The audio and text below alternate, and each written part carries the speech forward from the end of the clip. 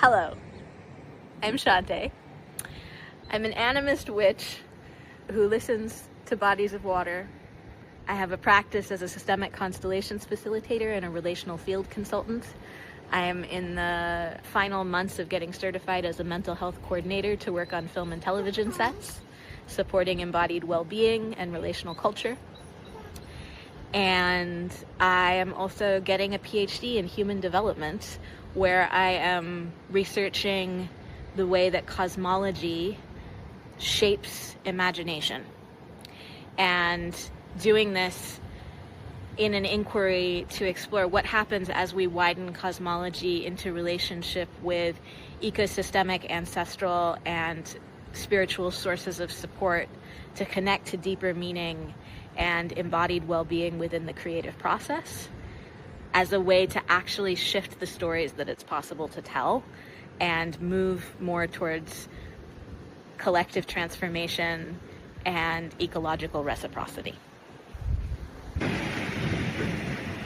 So this is where we've been coming, me and Creature, to sit with Bologna Creek. It's one of the concretized bodies of water in Los Angeles. I'm a newcomer to this land.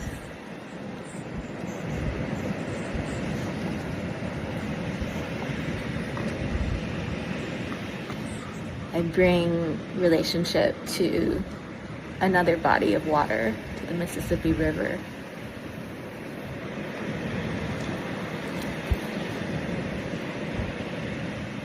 And for probably the last 10 years, that body of water, the Mississippi and the rivers intersecting with her, the St. Croix River, the Minnesota River, the Vermilion River, this tapestry of tributaries and veins and currents running across the landscape in Minnesota. Those have been the beings that I've been in relationship with. When I come to sit with the water here, a lot of what I'm sensing into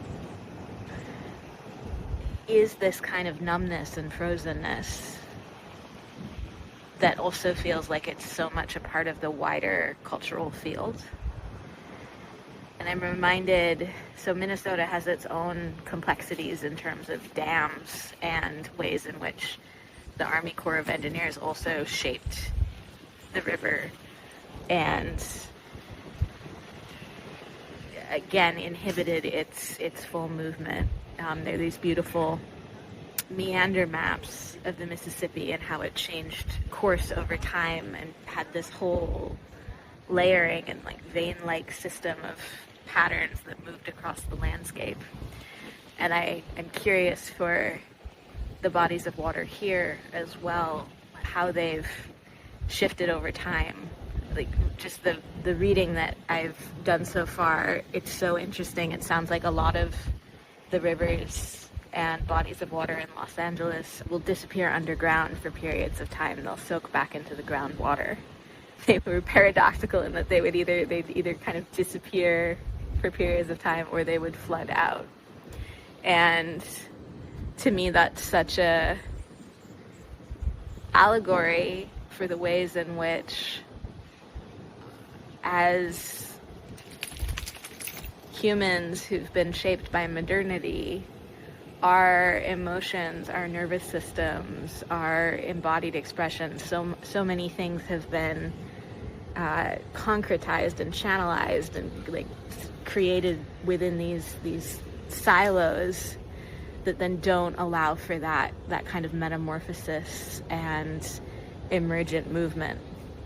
And the socioeconomic layers of the ways that Los Angeles was developed, that the city itself was built on floodplains, and that in the 1930s there was a massive flood that happened, and as in so many places in America, that realization after the fact of the design processes being against nature and creating these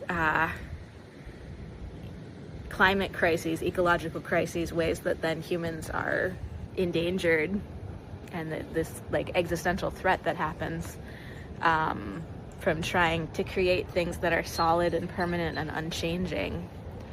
And I find it fascinating as an ecological allegory, as a way of looking at collective complexity, to just begin to sense into what it would mean to move with the river, or what it would mean to bring back restorative design practices, to support indigenous land stewardship in ways that can actually listen and be in reciprocity with the ecosystem. Nishia agrees with this statement. When I sit here on these banks made out of concrete and looking at the riverbed, because the river right now is so low here, which is, it's fascinating too, because the two places that I have been visiting a lot are this place near where I'm staying in Culver City, where there's such a small amount of water right now, and that's not necessarily a bad thing. It sounds like, in the way that the river, the creeks, the bodies of water, like, will go underground, especially when it's hotter.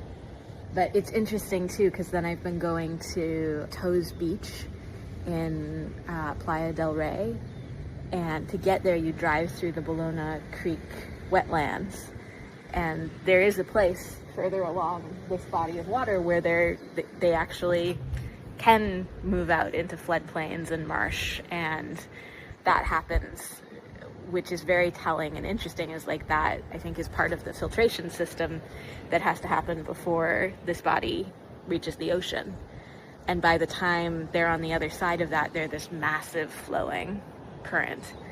And so it's been really interesting, just in a 20-minute drive, to go from this reality to the wetlands and the way that this body of water enters the ocean, which also feels to me like a way of relating to the different forms that we can take, even in the same moment. Just the different contexts allow for such different forms of relationality. And I'm continuing to read about them. I want to learn more, but it sounds like there's an organization that is focused on river restoration, and supporting projects to remove the concrete and bring back in plants and conditions that can actually allow for a much more natural context to hold the bodies of water.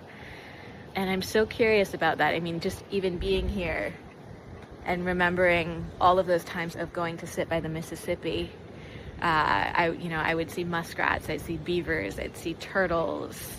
There were people fishing. You'd see fish jumping. There'd be eagles hunting the fish, and different plants at different times of year. Like, all of those beings in reciprocity with each other. And this to me feels like such a literal, concrete example of what happens when humans are afraid of nature, when we design our lives and our structures in ways that are not in reciprocity and relationship with how nature moves, how the ecosystem moves, and then the impact of that. And I haven't yet, I don't know if there's research around this. If anybody knows, I'd love to hear more. But the way in which this relationship to bodies of water, and definitely to groundwater, because it sounds like Los Angeles is now, like, there are issues with water partly because of the concrete and the lack of ability to soak into the earth. So how that then contributes to the fires and all of the layers around climate change. But it's so interesting to me. I think with my background in poetics and deep ecology and animism, just there are ways that if we just look at the structures of, like, how we treat nature, how we design, how we live right now with ecosystem, it's so apparent ways in which these, like, massive compensatory structures have been created because we actually don't know how to listen. And I'm not saying, just like in Minnesota, the dams, and the ways in which water there has been controlled, I'm not saying immediately remove everything that is obstructing nature from its natural process. I'm not saying, anyone who lives close to these bodies of water should just move away, get used to it being in a floodplain. We should clear all of the houses nearby. What I'm saying is, these are the places that we actually need to start looking as we're relating to climate change, as we're relating to collective complexity, as we're relating to all of the things that are becoming so essential to actually turn towards and tend in this time. This is one place where there are not easy answers. There are people who are bringing in restorative practice, and there's the intelligence of nature and what's happening there, and there's this massive city that is built in ways that are in direct contradiction to that, and none of that can immediately change. All of it is a reciprocity and a play and a give and take and a movement together. And so my work around systemic awareness is the fact that so often these different aspects of how our relationship to climate change and the grief that and anxiety we might be experiencing around that and the freeze around that is tended in one context, but the ways that imagination and embodied well-being and how we live as humans in this time, and the ancestral layers, and how we arrived at the places that we're at now, and how my European lineage ancestors had these severings that happened in their lineage around relationship to ritual, relationship to emotional metabolizing, actually being able to listen to the land, being able to find a role of sacred reciprocity in relationship. All of those layers and this kind of global mass culture scale that we're at now, which has disconnected us in so many ways from those right-sized relational feedback loops and that actual intimacy with where we are, because there are these massive supply chains and outsourcing, and because so many of the sacrifice zones, the places that are absorbing the impact of lifestyles that are not actually in reciprocity, are out of sight and invisibilized. And so that's another reason why I'm bringing us back to the concrete rivers and the unpredictability of the fires and oil extraction and AI, the data centers, all of these things which are our sacrifice zones, are places that in many ways we look away from or feel too overwhelming or feel like they were created by forces so much bigger than us, and so how could we possibly bring change into them? And I do not have any answers. I do not have any suggestions for how to fix things. What I want to do within community is to really sit with the questions, sit with the witnessing, and see what wants to emerge and what interconnected emergent intelligence can come into the space when we are in process together. And the reason that I want to do this with creatives, that I want to work with people in film and television, that I want to connect with the people who are telling the stories that are literally entering our living rooms and our bedrooms and our kitchens and all of these screen devices that we carry with us and are in such intimacy with, while often feeling so disconnected or so overwhelmed at the same time. Film and television they've taken this place of imaginal intimacy within this culture, where they're often where we go to feel safe and to relax and to find a sense of morality and ethics and meaning. Stories are where we find meaning. And so I want to connect with the storytellers. We want to connect with the storytellers. She won't actually be at the workshop, but she'll be emotionally supporting from afar. And bring in processes for embodied well-being, for collective alchemy, for turning towards these places of complexity that are so interconnected but so often separated within dominant discourse, and bring them together, bring them into systemic relationality so that we can actually perceive new possibilities and connect to those deeper resources, those deeper ways of being and sensing that actually bring in new possibilities for imagination.